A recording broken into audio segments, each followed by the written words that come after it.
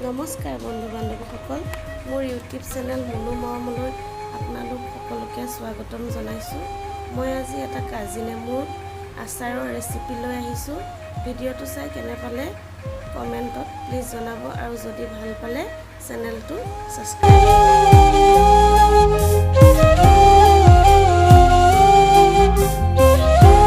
মই কাজি নেমু আচাৰ বনাবলৈ ব্যৱহাৰ কৰা সামগ্ৰীসমূহ হৈছে 3টা কাজি নেমু, পকা জলকীয়া, কেঁচা জলকীয়া, নহৰু আৰু মছলাৰ বাবে ব্যৱহাৰ কৰিছোঁ মেথি, জনিগুটি, পাঁচফোৰণৰ গোটেইকেইটা দিছোঁ আৰু লগতে সৰিয়হ কেইটামান দিছোঁ আৰু ৰেড চিলি পাউডাৰ এচামুচ, প্ৰয়োজন অনুসৰি নিমখ আৰু হালধি। এতিয়া আমি নেমুখিনি বাকলি গুচাই প্ৰথমতে কাটিব লাগিব।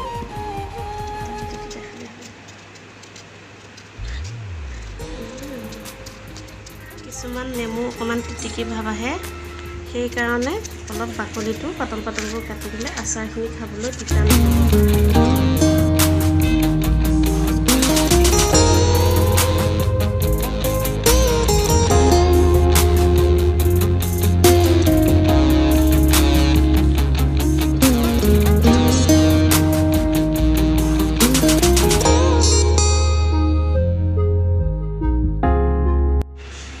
এতিয়া জলকীয়া কেইটাও নিজৰ জোখ অনুযায়ী সৰু ডাঙৰকৈ কাটি ল'ব।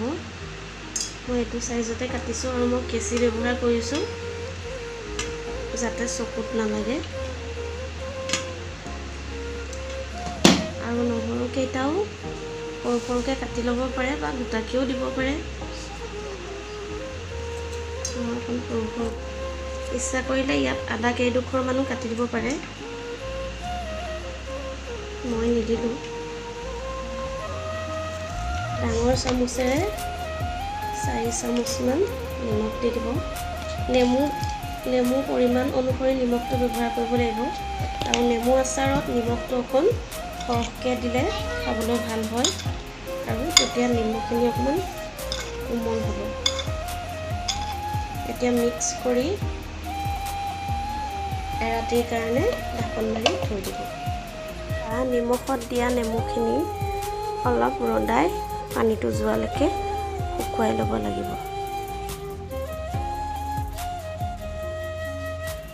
তাৰ বাবে লোৱা মছলাখিনি ধুনীয়াকৈ এটা সুগন্ধ অহালৈকে ভাজি ল'ব লাগিব।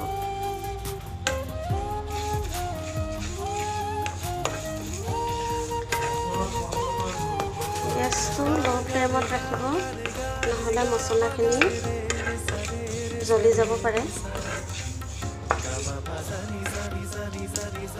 আৰু লগতে শুকান জলকীয়া কেইটামানো দি ল'ব। এয়া লাহে লাহে ফুটিব ধৰিছে।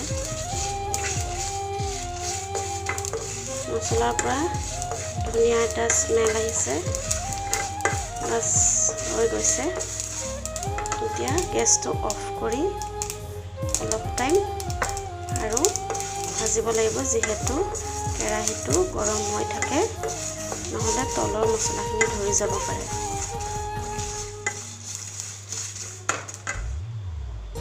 এতিয়া মছলাখিনি মিক্সাৰ গ্ৰাইণ্ডাৰ এটাত বা খুন্দনাত য'তে সুবিধা হয় আপোনালোকৰ খুন্দি ল'ব।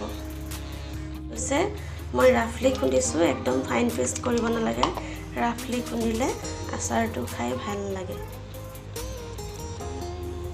আৰু কেৰাহী এখনত তেল গৰম কৰি ঠাণ্ডা কৰি ল'ম।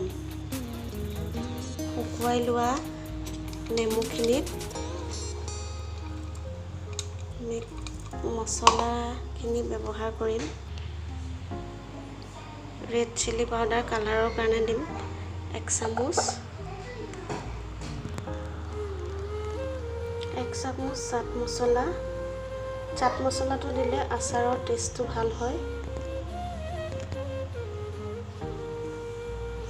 অকণমান ক'লা নিমখ দিলোঁ।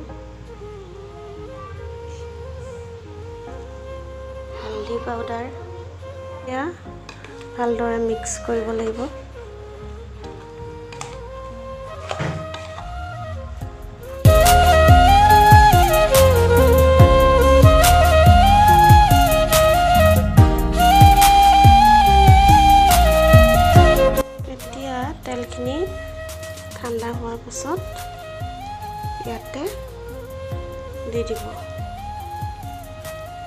আৰু ধুনীয়াকৈ মিক্স কৰি দিব।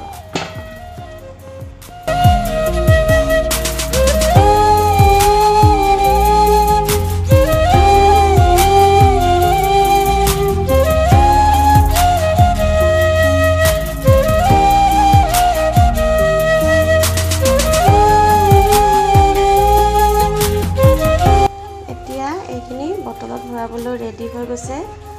এনেকৈও 2-3 দিনমান ৰ'দত দিব পাৰে, কিন্তু মই বটলত ভৰাই ৰ'দত দিম। বটলটো আগতে ধুই ধুনীয়াকৈ চাফা কৰি ৰ'দত দি শুকুৱাই ল'ব।